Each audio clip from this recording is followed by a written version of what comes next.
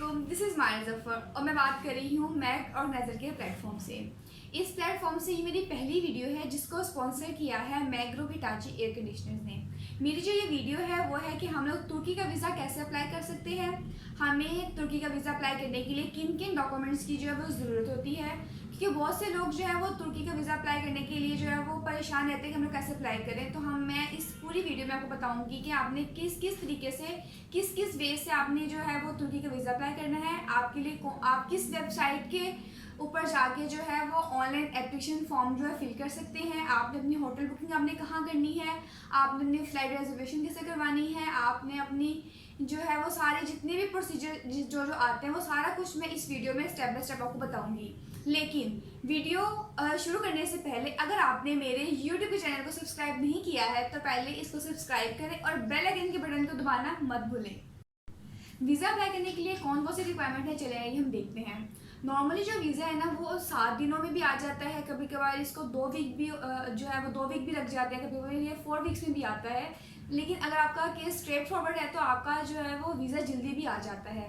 लेकिन जो सबसे इम्पोर्टेंट बात है वो ये है कि आपको अपनी इंफॉर्मेशन जो है वो आपने बहुत जो है वो एक्यूरेट देनी है, आपकी इन्फॉर्मेशन बिल्कुल ठीक हो, उसमें कोई भी फेकनेस ना हो। आपका जो फ़ोन नंबर है जो चलता है आपने अपना वो वाला फ़ोन नंबर देना है, आपने वही ईमेल देनी है ताकि जब वो वेरीफाई करें तो उनको कोई भी मुश्किल जो है वो ना आए। वीज़ा एप्लीकेशन के लिए जो सेंटर है वो है हमारे पास एनातोलिया और VRFS, लेकिन मैं जो आपको रिकमेंड करूँगी वो है एनातोलिया, क्योंकि इनकी सर्विसेज भी जो है वो बहुत अच्छी हैं। आपको इसके लिए पहले से बुकिंग नहीं करवानी पड़ती है, आप सीधा डायरेक्ट उनके ऑफिस जाते हैं, आपका जो है काम ईजीली और जल्दी हो जाता है। इस चीज़ के आपका जो वीज़े की एप्लीकेशन है वो ऑनलाइन फिल होती है और आपने जब आप इसको ऑनलाइन फिल करते हैं साथ ही आप इसका जो है वो प्रिंट आउट भी ले लें। इसके लिए हमें 2 रिसेंट साइज जो है वो हमारे पास जो है फोटोग्राफ होनी चाहिए विद वाइट बैकग्राउंड, और इसका जो साइज़ है वो 5 सेंटीमीटर बाय 5 सेंटीमीटर है। इसके अलावा क्योंकि तुर्की का जो पासपोर्ट जो फोटोग्राफ का जो साइज़ है वो डिफरेंट होता है बाकी पासपोर्ट साइज़ फ़ोटो से, तो अगर आपके पास उसका आपको साइज़ का नहीं पता लग रहा है तो आप जब आप फ़ोटो स्टूडियो जाते हैं अपनी फ़ोटो बनवाने के लिए तो आप वहाँ पे उनको कह सकते हैं कि आपने जो है वो तुर्की का वीज़ा अप्लाई करना है, इसलिए जो है आप उसके मुताबिक जो है वो आपकी फ़ोटो बना दें, तो वो आपको उसके साइज़ के मुताबिक जो है वो फ़ोटो बना देते हैं। जो फोटोग्राफ आप अपने जो है वो ऑनलाइन एप्लीकेशन फॉर्म में फिल कर देंगे, कोशिश करें कि वही फोटोग्राफ जो है वो अपने बाकी डॉक्यूमेंट में भी जो है वो यूज़ करें। जब आप अपना एप्लीकेशन फॉर्म एनातोलिया में सबमिट करवाने जाते हैं तो वो आपको इंटरव्यू फॉर्म देते हैं, आपने वो भी फिल करना होता है। इसके बाद आती है आपकी पासपोर्ट की वैलिडिटी, जो कि आपके पास मिनिमम जो है वो 6 मंथ्स की होनी चाहिए।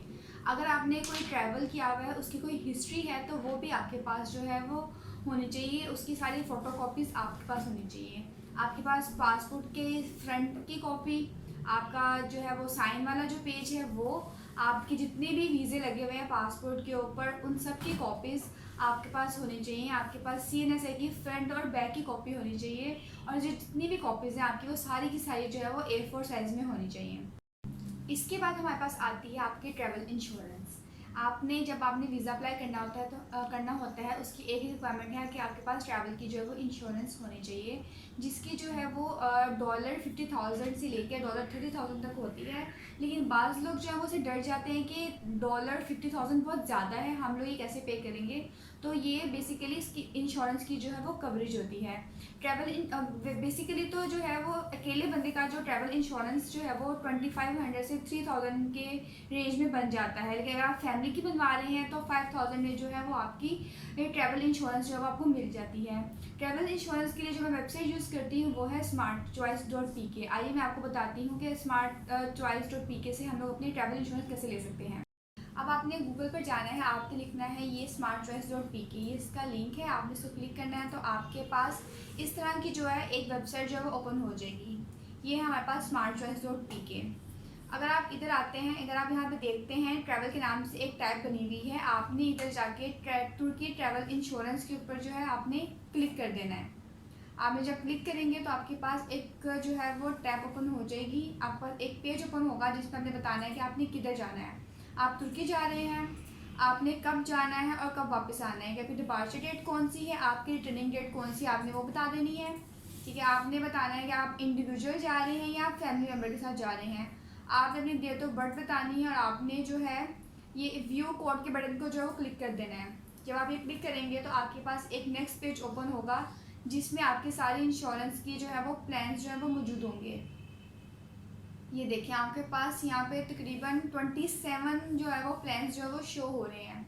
आपको जो सूटेबल लगता है आपने वो वाला प्लान जो है वो ले लेना है। वो आपको बता रहे हैं कि अगर आप किसी का भी लेते हैं तो कितनी देर की उसकी कवरेज है, क्या क्या चीज़ें हैं। तो आप यहाँ पर जाके जो है वो smartchoice.pk पे जाके जो है वो ट्रैवल इंश्योरेंस ले सकते हैं। जी, तो अब हमने देख लिया कि हम लोग जो है वो हमें पासपोर्ट साइज़ फ़ोटोज़ चाहिए। आपको पता लग गया है कि आपके जो वो बैकग्राउंड वाइट होना चाहिए। आपने जो है वो एनाटोलिया की वेबसाइट पर जाके जो ऑनलाइन फॉर्म फिल करना है। आपको ये पता लग गया है कि आपके पासपोर्ट की वैलिडिटी जो है वो 6 मंथ की होनी चाहिए। आपके पास ट्रैवल इंश्योरेंस होनी चाहिए। हम लोग ट्रैवल इंश्योरेंस कहाँ से ले सकते हैं मैंने आपको बता दिया है smartchoice.pk पे जाके। अब इसके बाद जो हमारा नेक्स्ट स्टेप है वो है हमारी होटल बुकिंग। आपने अपनी होटल बुक को कहाँ करवाना है, मैं जो आपको रेकमेंड करूँगी वो है hotelbooking.com। होटल बुकिंग के बाद आपकी जो चीज़ आती है वो आती है आपकी फ़्लाइट रिजर्वेशन। ठीक है, आपने जैसे होटल को रिज़र्व करवाया है आपने ऐसी अपनी फ़्लाइट को भी जो है वो रिज़र्व करवा लेना है। मतलब ये है कि आपने पे बिल्कुल भी नहीं करना है। ऐसे ना हो कि आप होटल की बुकिंग करवाते वक्त पे कर दें, फ़्लाइट को जो है वो करवाते वक्त पे कर दें, आपका वीज़ा ना आए तो आपके जो है पैसे ज़ाया हो जाएंगे। तो आपने कोशिश करनी है कि आपने पे नहीं करना है। आपने सिर्फ होटल को भी रिज़र्व करवा लेना है और अपनी फ़्लाइट को भी जो है वो रिज़र्व करवा लेना है। इसके बाद आपके पास जो आती है, जो हमारे पास नेक्स्ट स्टेप है वो है आपकी पोलियो की सर्टिफिकेशन। अगर आपने अपने पोलियो के ड्रॉप्स पहले ले लिए हुए हैं तो आपने आप किसी भी हेल्थ ऑफिसर से या गवर्नमेंट हॉस्पिटल से जो है वो आप अपना जो है वो पोलियो का सर्टिफिकेट बनवा लें। अगर आपने जो है वो पोलियो के ड्रॉप्स नहीं लिए हैं, आपने उसकी वैक्सीनेशन नहीं करवाई है, तो आप किसी भी हॉस्पिटल से, वो बेशक प्राइवेट हो या वो गवर्नमेंट का हो, आप जाएँ और जाके अपनी पोलियो के जो है वो ड्रॉप्स लेके आप उसका जो सर्टिफिकेट ले लें। इसके बाद आपके पास आती है आपकी बैंक स्टेटमेंट। आपके पास आपकी जो बैंक स्टेटमेंट है वो 3 मंथ्स की जो है वो आपके पास होनी चाहिए। आपके पास जब आप तुर्की का वीज़ा अप्लाई करें आपके बैंक अकाउंट में जो है मिनिमम 3 लाख रुपए होना चाहिए। 5 लाख ज़्यादा से ज़्यादा जो है 7 लाख आपके पास आपके अकाउंट में मौजूद होना चाहिए। इससे क्या होता है कि आपको वीज़ा, तुर्की का वीज़ा का जो प्रोसेस है वो जल्दी हो जाता है। इसके बाद आपके पास आता है आपका एम्प्लॉयमेंट लेटर। अगर आप कहीं जॉब कर रहे हैं तो आपने अपना एम्प्लॉयमेंट लेटर बनाना है जिसमें आपके ऑफिस वाले आपको बता दें, उनको बताएं कि जिसमें बताया गया हो कि आप इस जगह जॉब करते हैं, इस डेजिग्नेशन पर जॉब कर रहे हैं।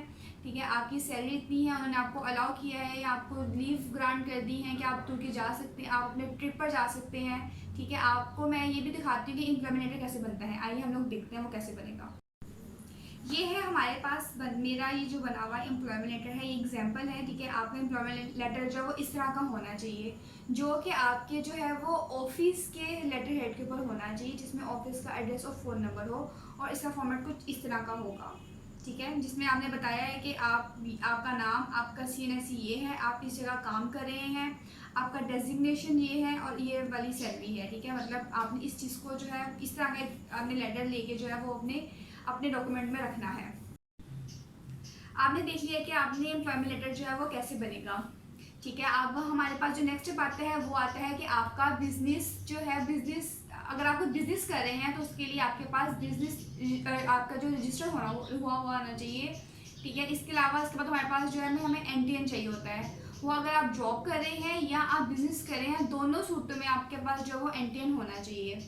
अगर आप अपने साथ किसी बच्चे को लेके जा रहे हैं और आपने उसको स्टूडेंट शो करवाया हुआ है तो आपके पास उसका भी सर्टिफिकेट होना चाहिए जिसमें पेरेंट्स ने बताया हो कि भाई ये बच्चा हमारे साथ जा रहा है।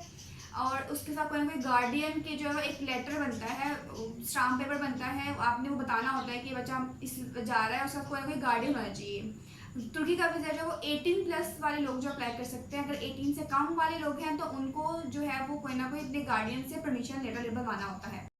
आइए अब मैं आपको दिखाती हूँ कि एनाटोलिया की वेबसाइट पे हम लोग कैसे जो है वो ऑनलाइन एप्लीकेशन जो है वो फिल कर सकते हैं। ठीक है, आइए मैं आपको दिखाती हूँ। ये है आपके पास एनाटोलिया ट्रैवल सर्विसेज.com की ये है वेबसाइट, ये इसका है लिंक। आपको जो ये लिंक है वो अपने डिस्क्रिप्शन में भी जो है आपको बता दूँगी। आपके पास इस तरह की जो है एक वेबसाइट ओपन हो जाएगी। अगर आप देखें तो शुरू में आप देखें तो आपके पास हर तरह का जो है वो टैब बनी हुई है कि आपकी इन्फॉर्मेशन आप पढ़ सकते हैं, आपने कौन कौन से डॉक्यूमेंट प्रिपेयर करने हैं उससे रिलेटेड टैब भी बनी हुई है, आपने वीज़ा अप्लाई करना है, आपने कब जाके पासपोर्ट जो है वो कलेक्ट करना है। अगर आप ऊपर एक टैब देखें तो यहाँ पर है एप्लीकेशन प्रोसेस, इसको अगर हम लोग क्लिक करते हैं तो आपके पास सारे स्टेप्स आगे हैं। इसको फिल करते हुए आपने जो है वो अपना वीज़ा जो है वो आपने अप्लाई करना है। आपका जो पहला स्टेप है उसमें उन्होंने बताया है कि आपका जो है वो वीज़ा सेंटर कहाँ कहाँ पर है। उन्होंने ये सारे सेंटर बता दिए हैं कि इस्लामाबाद में भी है, कराची में भी है, लाहौर में भी है, पेशावर में भी है, सियालकोट में भी है, गुजरांवाला, फैसलाबाद और हैदराबाद। अगर आप दूसरे स्टेप पर आएँ तो उसमें आपको पता चल रहा है कि उन्होंने वही चीज़ें बताई हैं जो मैंने आपको पहले बता दी हैं कि आपके पासपोर्ट की वैलिडिटी कितनी होनी चाहिए, आपकी जो है पासपोर्ट का जो कितनी फ़ोटोग्राफ्स होनी चाहिए, कौन सा बैकग्राउंड होना चाहिए और कौन सा साइज़ होना चाहिए। आपका स्टेप 3 है, ऐसे स्टेप 4 है। अगर आप इनको पढ़ें आपको सब वही चीज़ें हैं, इसके अंदर वही बताया गया है कि आपका 18+ से आप अबव होना चाहिए अप्लाई करने के लिए, ठीक है। इसके बाद है आपकी वीज़ा फ़ी आ जाती है। अगर आप सिंगल एंट्री है आपकी तो उसके लिए अमाउंट जो है वो 10,000 होनी चाहिए। आपकी मल्टीपल अगर एंट्री है तो वो 44,000 है, सिंगल ट्रांजिट है तो वो 10,000 है, डबल ट्रांजिट है तो आपका 20,000 है, ठीक है। इसके बाद अगर आप नीचे आते हैं आपको उन्होंने हर तरह की चीज़ बताई हुई है कि आपको कितने कितने पैसे कहाँ कहाँ पे चार्ज करने पड़ेंगे, वो सब कुछ बताया हुआ है। अगर हम ये थोड़ा सा आते हैं तो आप देखते हैं यहाँ पर एक टैब बनी हुई है, एक जो सेक्शन बना हुआ है वो है आपके डॉक्यूमेंट्स का, जिसमें आपकी चेकलिस्ट फॉर्म है। मैंने मतलब डॉक्यूमेंट की जितनी भी आपने कर लिया उसको आपने चेकलिस्ट करते जाना है कि अच्छा ये हो गया, ये हो गया, ये हो गया है। आपका जो है पासपोर्ट प्रोसीजर कलेक्ट करने का वो भी बताया हुआ है, आपको गाइड भी उन्होंने बताई हुई है। अगर हम उसको क्लिक करके देखें तो इसके अंदर हमारे पास डिफरेंट चीज़ें आ जाती हैं। ये हमारे पास एक चेकलिस्ट फॉर्म है, सारा कुछ वही है। अगर आप टूरिज्म के पर्पज़ पर जा रहे हैं तो आपके पास कौन कौन से डॉक्यूमेंट जो है वो होने चाहिए। हमारी चेकलिस्ट थी, ठीक है, जिसमें मैंने आपको बता दिया है ऑलरेडी क्या क्या चीज़ें होनी चाहिए। इसके बाद हमारे पास आ जाता है ये वीज़ा फॉर्म। अगर आप इसको देखें तो आपने यहाँ पे अपनी हर चीज़ बता देनी है कि आपकी नेशनलिटी क्या है, आपका टाइप ऑफ ट्रैवल डॉक्यूमेंट क्या है, पासपोर्ट का नंबर क्या है, टाइप ऑफ वीज़ा क्या है, आप किस पर्पज़ के लिए जा रहे हैं, और आपकी जो है वो नंबर ऑफ़ एंट्री अपने बता देनी है, कंट्री बता देनी है और मिशन बता देना है, ठीक है। आपने इसको बाद में प्रोसीड करवा देना है। इसके अलावा अगर आपके पास शेंजन का वीज़ा है या यूके का वीज़ा है तो आप ई वीज़ा भी जो है अप्लाई कर सकते हैं। अब हम लोगों ने अपने सारे स्टेप्स जो है वो देख लिए हैं कि हमें किन किन डॉक्यूमेंट्स की ज़रूरत है, हमें क्या क्या चीज़ें हमारे पास होनी चाहिए, आपने अपनी होटल बुकिंग कहाँ से करवानी है, आपने अपनी ऑनलाइन एप्लीकेशन जो है वो कहाँ से फिल करवानी है, आपने ट्रैवल इंश्योरेंस कहाँ से लेनी है। मैंने आपको इस वीडियो में इन सब के बारे में बता दिया है। आपके पास जो 5 डॉक्यूमेंट जो है वो आपके पास इलेक्ट्रॉनिक फॉर्म में आपके पास होने चाहिए, जो हमें स्कैन करके अपने पास रखने हैं। उसमें आपके पास आ जाती है आपकी होटल बुकिंग, आपकी फ़्लाइट रिजर्वेशन, आपकी जो है वो लेटर, आपके फ़ोटोग्राफ्स और आपकी बैंक स्टेटमेंट, ये सब आपके पास स्कैन में भी होना चाहिए। ये था कि हम लोग तुर्की का वीज़ा जो है वो कैसे अप्लाई कर सकते हैं, उसका सारा प्रोसीजर, जितने डॉक्यूमेंट्स थे वो सारा कुछ मैंने इस वीडियो में बता दिया है। नेक्स्ट वीडियो में आपको बताऊंगी कि हमें कितने दिन का जो है वो टूर करना चाहिए, उसके लिए हमें कितनी जो है वो अमाउंट की जो वो ज़रूरत होती है, हमें कौन कौन सी जगहों पर जो है वो घूमना चाहिए और हमें कौन से होटल्स में जो बुकिंग करवानी चाहिए। ये सब कुछ हम लोग जानेंगे अपनी अगली वीडियो में। तब तक अपना ख्याल रखिएगा। अल्लाह हाफिज़।